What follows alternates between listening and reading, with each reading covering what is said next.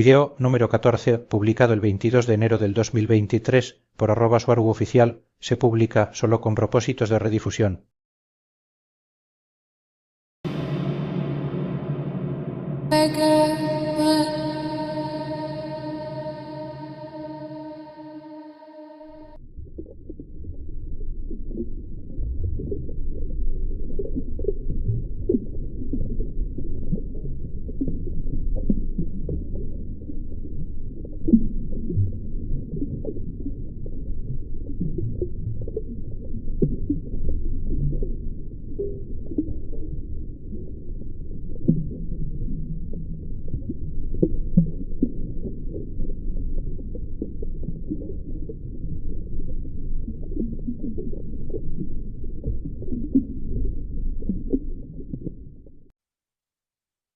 Los portales que todos hacemos, parte 3. Hola de nuevo. Soy Mari Suaru. Durante los primeros días de diciembre de 2022, los operadores Asmalim y Sinonim de Alenim en la superficie en ese momento, informaron que habían estado observando cierta calle en una ciudad, y más específicamente cierto segmento de solo 50 metros de largo de esa calle. Se trata de una calle suburbana, bien pavimentada, comparativamente poco transitada, recta y de doble sentido, con un índice inusualmente alto de accidentes constantes, al menos 3 de ellos atropellos mortales, 2 de ellos con poco tiempo entre sí. Y en otra ocasión un hombre fue atropellado por un camión repartidor de refrescos, mientras maniobraba lentamente marcha atrás a plena luz del día, dejando al joven lisiado y en una silla de ruedas de por vida. También hay una cantidad inusualmente alta y constante de choques y accidentes de motocicletas, incluyendo motocicletas de la policía en 3 ocasiones. Pero lo curioso es que la mayoría de esos choques son simplemente contra el suelo y no contra ninguna otra cosa. Sus pilotos pierden el control y acaban en el suelo sin razón aparente, a veces culpando a la superficie ya que es muy lisa y resbaladiza cuando está mojada. Pero esos accidentes ocurren también cuando está seco, y a plena luz del día, y siempre dentro de ese mismo segmento. Además de los accidentes de moto, también se producen muchos accidentes de automóvil en ese mismo segmento de la calle. No menos de 5 veces han chocado coches contra otros estacionados, 2 veces contra el mismo camión aparcado dañándolo gravemente la segunda vez, y otros innumerables incidentes de tráfico, en su mayoría involucrando vehículos en movimiento de todo tipo. Todo esto sucediendo en el mismo segmento de 50 metros de la calle.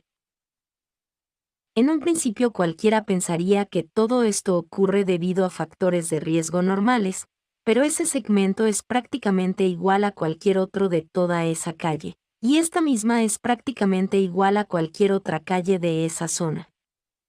Y como se ha observado, al tratarse de una recta, la visibilidad es muy buena, ya que los conductores y las personas pueden ver los vehículos que se aproximan a una distancia de hasta 200 metros en cualquier dirección desde el centro de ese segmento problemático de 50 metros, y los vehículos solo están aparcados en un lado de la calle. No hay razones físicas obvias para que se produzcan accidentes allí, al contrario, toda la zona debería ser estadísticamente segura. Unos meses antes, se registró una extraña ráfaga de viento en la misma ciudad que no es conocida por tener vientos especialmente fuertes. Me refiero a una ráfaga aislada, que recorrió algunos lugares de esa misma ciudad destruyendo cosas, vallas publicitarias, anuncios espectaculares y derribando árboles. Se podía seguir su trayectoria de destrucción con solo mirar los daños que causó. Atravesó la ciudad una noche, y arrancó de raíz un árbol fuerte justo antes, o en ese segmento concreto de 50 metros de la calle que he mencionado antes, y desapareció. El último daño que causó esa ráfaga de viento fue ese árbol derribado, o caído frente a la salida de una casa, justo antes de que los propietarios tuvieran que sacar su vehículo para ir a solucionar una situación muy grave que tenían en ese mismo momento, derribando también con él cables de teléfono y electricidad. como si la ráfaga de viento hubiera derribado ese árbol a propósito para impedirles intentar solucionar su grave problema. Viven dentro de ese segmento de 50 metros de largo. Considerando todo esto, en conjunto y no solo viendo incidentes aislados, Alenim y su tripulación, en la nave estelar Toleka, decidieron que todo aquello no era normal, y enviaron un dron esférico de 110 centímetros para que acudiera allí y recabara información utilizando sus avanzados sensores. El dron sobrevoló toda la zona, cartografiando todo su mapa de frecuencias, fluctuaciones energéticas y variaciones para, a continuación, proceder a estudiar detenidamente ese segmento de 50 metros de largo de la calle, detectando toda la energía sutil y su dinámica y variaciones de frecuencia. Lo que descubrió el dron puso los pelos de punta. Hay un enorme portal invisible justo en ese segmento de 50 metros, una caída en la frecuencia, donde la vibración media de la materia en toda la calle y la zona cae drásticamente, justo ahí, explicando todos los accidentes. El dron procedió a recopilar todos los datos para saber de dónde y qué estaba generando el portal. Se trata de un portal al inframundo, a los reinos astrales inferiores de los que hablaba en mi último video, con todo tipo de entidades mirando y entrando y saliendo de él, pero aparentemente permaneciendo dentro del rango de afectación del portal. Como decía en mi video anterior, cuando una persona coincide en frecuencia con algo del otro lado, puede producirse algún tipo de interacción. Todo es concurrencia o concordancia de frecuencias. Las entidades astrales, antes en cuerpo humano, llamados desencarnados, u otros simplemente animales, pueden controlar su frecuencia hasta cierto punto, cuando se concentran en tratar de alcanzar la frecuencia de una persona en el mundo material. Así que una persona viva que por cualquier razón se encuentra en un estado vibratorio bajo, puede ser alcanzada por una u otra de estas entidades. Estas entidades astrales inferiores se alimentan de la energía baja y densa que desprenden los organismos vivos cuando se produce el sufrimiento. Estas criaturas del bajo astral tienen una conexión muy débil con la fuente original, o no la tienen en absoluto, porque simplemente están demasiado lejos de ella en su rango de frecuencia existencial, así que, tal y como lo entienden los taigeteanos, lo que las mantiene existiendo es la atención creativa de seres con una conexión fuerte, o más fuerte, con la fuente original. En otras palabras, es necesario prestarles atención para que sigan existiendo. Cuando una persona viva, o una criatura en el mundo material está en su rango medio de pensamiento, su atención está dispersa, saltando de un pensamiento al siguiente. En ese estado su capacidad creativa y de manifestación no está concentrada en una sola cosa, pero cuando una persona o criatura tiene miedo, toda su atención fluirá hacia aquello a lo que teme.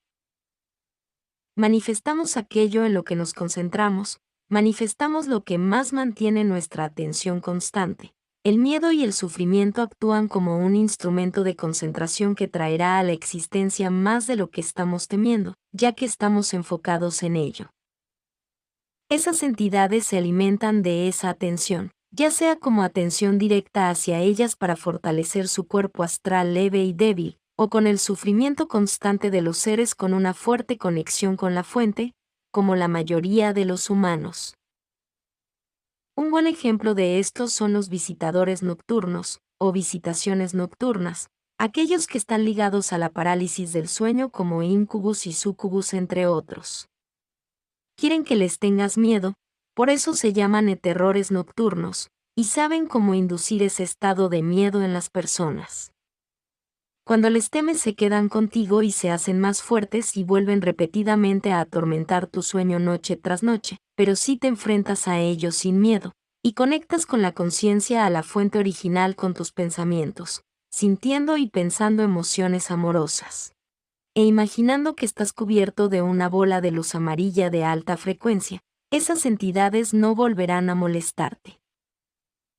Te vuelves inútil para ellos ya que no emites nada de esa atención concentrada en el miedo que necesitan y ansían. e irán a molestar a alguien más, como he dicho antes, alguien que sostenga un estado vibratorio más bajo. Volviendo a ese problemático segmento de 50 metros de largo de esa calle de la ciudad, lo que los taijeteanos concluyeron es que esas entidades están causando todos los accidentes, conectándose e interfiriendo con personas vivas que mantenían un estado vibratorio lo suficientemente bajo, convirtiéndolas en una concurrencia con esas entidades y sus necesidades. Pero son las propias personas las que están creando todo esto, están dando a esas entidades su atención, sin quererlo o incluso inconscientemente, por lo que ese segmento se convirtió en una especie de trampa etérica para los transeúntes.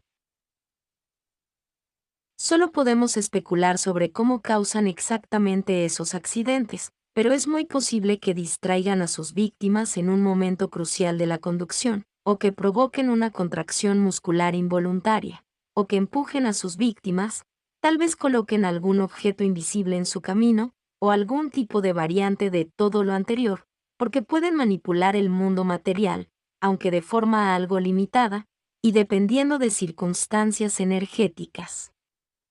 Observamos el siguiente ejemplo. Un hombre circulaba en bicicleta por la acera justo en el tramo problemático de la calle. Una fila de coches aparcados le separaba de la calzada principal. Entonces ve una abertura entre los coches aparcados y decide utilizarla para salirse de la acera hacia la calzada principal. Un autotaxi se acercaba en la misma dirección, invisible para el ciclista debido a la fila de coches aparcados. Justo cuando el ciclista decide girar la cabeza para ver si hay tráfico antes de entrar en la carretera principal, una hoja grande en el suelo se mueve justo delante de su trayectoria, distrayendo al ciclista en la fracción de segundo crucial en la que iba a girar la cabeza para ver si había tráfico.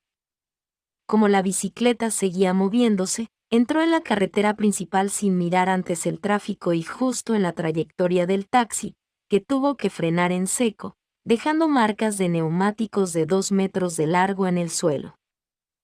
El ciclista estuvo a solo unos centímetros, y a una fracción de segundo de ser atropellado. Como se puede observar, esas entidades no necesitan mucha energía para causar un accidente. Todo lo que necesitan es lo suficiente para mover una sola hoja en el suelo en el momento preciso y exacto para causar una distracción. Pero, ¿por qué estaba allí, en ese punto exacto? Los taijeteanos con el dron siguieron explorando la zona, leyendo todo el mapa de frecuencias.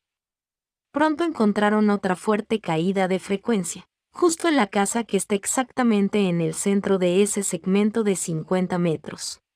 Dentro de la casa e incluyendo toda su área. Esa caída de frecuencia fluye o se desplaza fuera de la fachada de esa casa alimentando el portal, bajando la frecuencia de todo el segmento de la calle. Se descubrió que la casa está habitada por una familia problemática muy numerosa que mantiene valores extremadamente Matrix. Y según relataron los vecinos, esas personas guardan muchos sentimientos de envidia y malos deseos en contra de todos ellos, y todos han tenido constantes problemas y desavenencias con ellos, especialmente con la madre y con su hijo menor, un bribón. También tienen un complejo de superioridad muy fuerte basado en su militancia en una iglesia local, según se ha denunciado. ¿Y quién sabe qué más pasa dentro de esa casa? Observando la dinámica energética de toda la zona y analizando todos los datos científicos, los taijeteanos llegaron a la conclusión de que el portal está siendo alimentado y se mantiene abierto, por la baja frecuencia que genera esa familia en particular. Curiosamente, la frecuencia de las familias que viven en las dos casas a cada lado de estas personas problemáticas, mantienen una frecuencia alta en un lado y una frecuencia muy alta en el otro, creando dos grandes picos de alta frecuencia junto al gran pozo de baja frecuencia de la casa problemática. Los límites de la zona de baja frecuencia de la casa negativa son los de su propia casa física, lo que significa que las paredes que la separan de las casas de alta frecuencia adyacentes serían los límites de su influencia. A las dinámicas etéricas y energéticas no les importan los muros, Las paredes no pueden contenerlas, pero sí actúan como barrera mental o psicológica para las personas que viven en su interior. La idea en las mentes de las personas que viven allí es lo que define los límites del área considerada como suya, y la frecuencia dentro de esa área también. La frecuencia de una casa es la frecuencia de sus habitantes. Y sus límites son también los límites de las creencias de esos habitantes. La teoría básica acerca de cómo este portal llegó a ser, es que las personas dentro de esa casa de baja frecuencia emanan su baja frecuencia hacia la calle frente a ellos, porque allí es donde centran gran parte de su atención, frente a su casa, su conexión con el mundo exterior. Y a partir de ahí, las entidades del bajo astral utilizan ese punto de baja frecuencia de la calle para su alimentación, como haría cualquier otro ser oportunista. El dron procedió a estudiar el resto de la zona y de la ciudad, descubriendo muchos otros portales principalmente donde se esperaría encontrarlos, por ejemplo dentro y sobre edificios gubernamentales, hospitales y comisarías de policía. También estudiamos otro fenómeno que ocurre en todas partes, en todo el mundo. Nos dimos cuenta de que en las intersecciones de las calles la frecuencia media de una zona era considerablemente más baja, pero no de forma estable. Cuando no había tráfico, la frecuencia en el centro de una intersección era solo ligeramente inferior a la media, pero cuando un vehículo se acercaba para cruzar la intersección, la frecuencia descendía claramente, y aún más cuando pasaban varios vehículos negociando quién debía cruzar primero, como ocurre en cualquier otra intersección sencilla en cualquier otro lugar de la Tierra. Y la frecuencia de las intersecciones bajaba con los vehículos que pasaban por la zona sin problemas, simplemente pasando de forma natural. Los taijeteanos concluyeron que la simple repetición de la pequeña cantidad de estrés que los conductores y los pasajeros estaban sintiendo al pasar por la intersección, debido a su precaución normal al conducir, era suficiente para acumular un efecto de disminución de frecuencia allí mismo. Un conductor tomando precaución tras otro, enviando continuamente una manifestación de pulso de estrés mensaje al campo de frecuencia en el área, creando un armónico de una frecuencia que disminuye el área como resultado final. Esta dinámica energética ocurre no solo en cada intersección sino también en cada lugar que tiene un continuo efecto causante de estrés sobre las personas que están en esa zona o pasan por ella. Esto explica la baja frecuencia de zonas donde se acumula sufrimiento, como las cárceles y los hospitales, como ejemplos extremos, pero este efecto ocurre en todas partes. La buena noticia es que este efecto también sucede con los lugares de alta frecuencia positiva que constantemente hacen que la gente se sienta bien. Este efecto demuestra y ejemplifica claramente cómo se forma la frecuencia base no solo de un área entera, sino también de todo un planeta y más allá, creando como resultado la frecuencia media planetaria. Pero incluso dentro del planeta, dentro de un área de baja frecuencia, podemos encontrar burbujas de alta frecuencia, creadas por sus habitantes, pequeños oasis de alegría donde un mundo personal está evolucionando. Estas burbujas acaban afectando y elevando la frecuencia de toda la zona en la que se encuentran. Y aún más cuando las personas que las están creando son fuertes y fieles a sus creencias de alta frecuencia, y son fieles a sí mismos no dejando que el mundo exterior les afecte.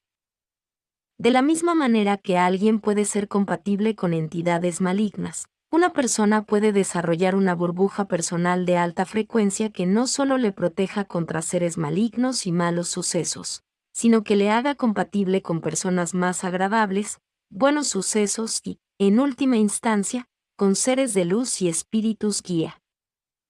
Los seres astrales pueden crear acontecimientos como un accidente utilizando métodos sutiles, como mover una hoja en el momento exacto, suficiente para distraer a una persona en la precisa fracción de segundo en que su atención era necesaria para evitar un horrible accidente. Así que vigila siempre tu frecuencia y tus pensamientos, estos acaban dictando tu día, y al final dictarán tu destino. Sé que le pasan cosas malas a todo el mundo y que es imposible tener siempre un buen día. No se trata de poder evitar todas las cosas malas, porque ocurrirán independientemente de lo que hagamos. Lo importante es cómo dejas que te afecten. Te tirarán al suelo muchas veces a lo largo de tu vida, pero lo que importa es lo que haces para volver a levantarte. No hay nada más poderoso que una persona que se ha caído y ha tocado fondo en su vida, y ahora está en proceso de reconstruirse a sí misma. Sé resistente. Nadie puede tocarte siendo así, ni astral ni físicamente. Tú tienes el control de tu frecuencia y de tu destino. Sé sabio. Sé prudente. Y sobre todo sé feliz. Con mucho amor. Mari Suaru.